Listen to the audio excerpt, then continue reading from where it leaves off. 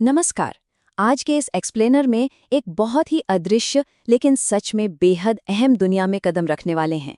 हम बात कर रहे हैं सर्जिकल उपकरणों से सूक्ष्म कीटाणुओं यानी माइक्रोस्कोपिक पैथोजेंस को पूरी तरह खत्म करने की उस हाई स्टेक्स लड़ाई की जो अस्पतालों में रोज लड़ी जाती है।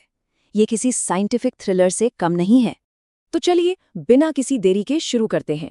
हम एक सर्जिकल टूल के शुरुआती गंधे रूप से लेकर उसकी पूरी टेस्टिंग प्रक्रिया को ट्रैक करेंगे। बेसिक्स ऑफ डीकंटामिनेशन से लेकर 3 लेवल्स ऑफ क्लीन, फिर स्टीम की ताकत, गैस, लिक्विड, रेडिएशन के विकल्प और आखिर में सबसे जरूरी क्वालिटी कंट्रोल टेस्टिंग तक। सबसे पहले बात करते हैं स्टेरिलिटी की नींव की यानी बेसिक्स ऑफ डीकंटामिनेशन। किसी भी उपकरण को स्टेरिलाइज करने से पहले उसकी सफाई बहुत जरूरी है। अब यहाँ 2 रसायनों के बीच का फर्क समझना बहुत दिलचस्प है। एक तरफ हमारे पास एंटीसेप्टिक्स हैं, ये थोड़े माइल्ड होते हैं। ऐतिहासिक रूप से जोसेफ लिस्टर ने इनका इस्तेमाल किया था क्योंकि ये त्वचा के लिए बिल्कुल सुरक्षित होते हैं। लेकिन दूसरी तरफ है डिसइंफेक्टेंट्स। ये इतने कड़े और स्ट्रांग होते हैं कि इनका इस्तेमाल सिर्फ नॉन बायोलॉजिकल सतहों को पोंछने के लिए ही किया जा सकता है। इन्हें छूने के लिए भी ग्लव्स पहनना मस्ट है। अब सफाई के इन 2 तरीकों को देखिए। नाम मिलते जुलते हैं लेकिन काम बिल्कुल अलग। पहला है कीलेशन। ये एक केमिकल प्रोसेस है जो उपकरणों पर मिनरल्स के धब्बे बनने से रोकता है, बिल्कुल घर में इस्तेमाल होने वाले डिश वॉशिंग डिटर्जेंट की तरह। और दूसरा है कैविटेशन। ये थोड़ा ज्यादा ड्रामेटिक है।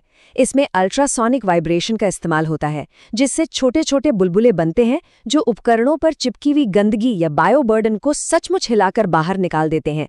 एकदम माइक्रोस्कोपिक डीप क्लीनिंग।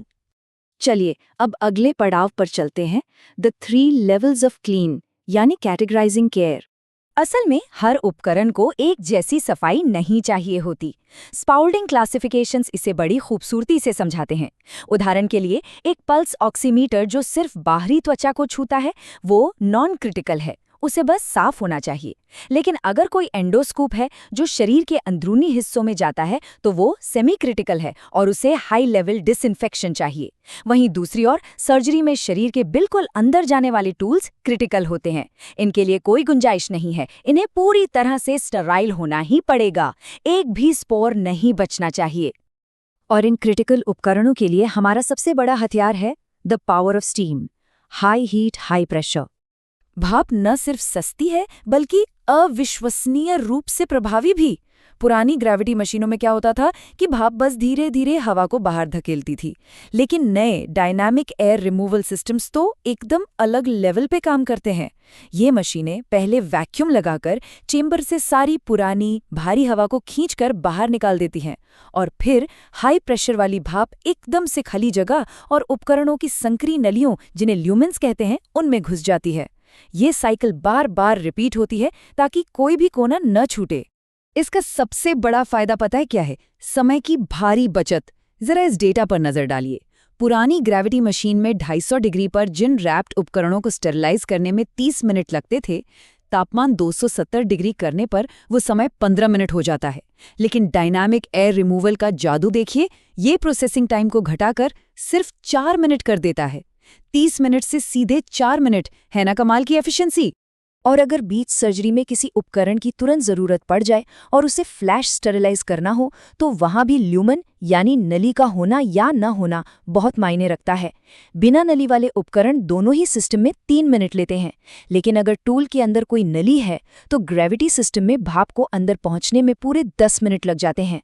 वहीं हमारा डायनामिक सिस्टम इसे भी सिर्फ 4 मिनट में निपटा देता है।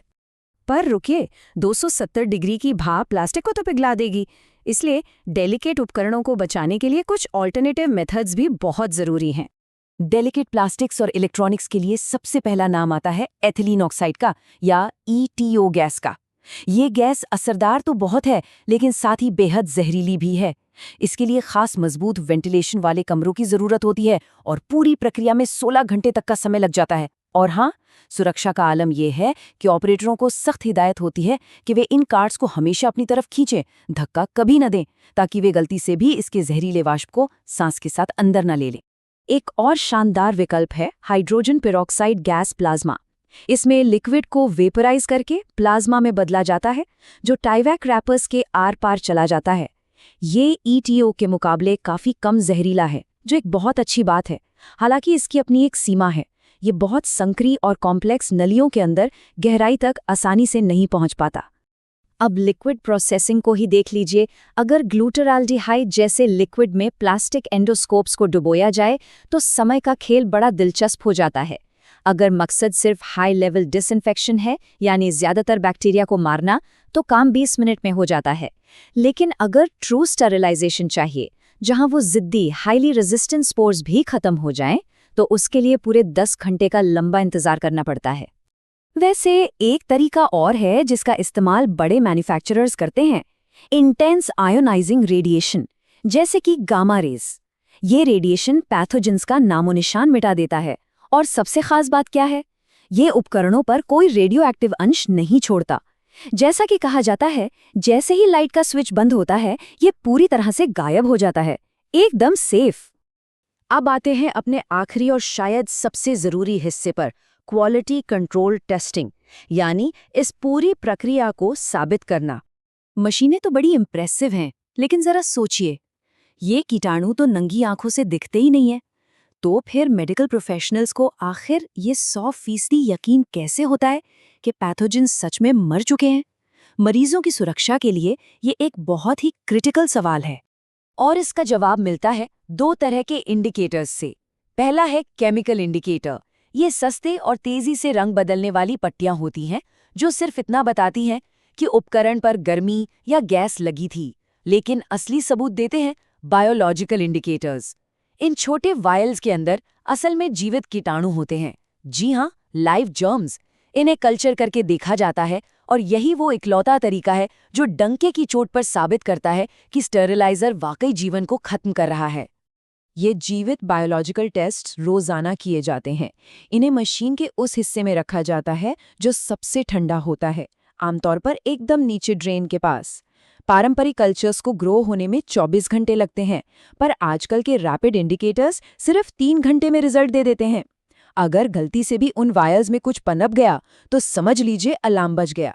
मशीन को तुरंत ट्रैक करके बंद कर दिया जाता है और मरीजों को एहतियातन एंटीबायोटिक्स दी जाती हैं। कोई चांस नहीं लिया जाता। इसके अलावा डायनामिक एयर रिमूवल सिस्टम्स के लिए हर दिन एक डेली एयर रिमूवल टेस्ट होता है, जिससे बोवी-डिक टेस्ट कहते हैं।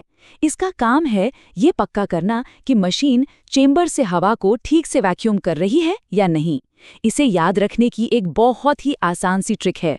बस सक्शन शब्द को बोवी-डिक के नाम के साथ जोड़ लीजिए और इसका काम कभी नहीं भूलेंगे। तो इस एक्सप्लेनर के अंत में एक बात तो बिल्कुल साफ है, हर एक दिन अस्पतालों के बंद दरवाजों के पीछे इन अदृश्य कीटाणुओं के खिलाफ एक बेहद सख्त और खामोश जंग लड़ी जाती है। ये वो अनदेखी प्रक्रियाएं हैं जो चुपचाप अनगिनत जानें बचाती हैं। तो अगली बार जब भी किसी अस्पताल का ख्याल आए तो जरा विचार कीजिएगा, आज कितने सारे सावधानीपूर्वक स्टरलाइज किए गए टूल्स किसी न किसी की जिंदगी बचा रहे होंगे। है ना सोचने वाली बात?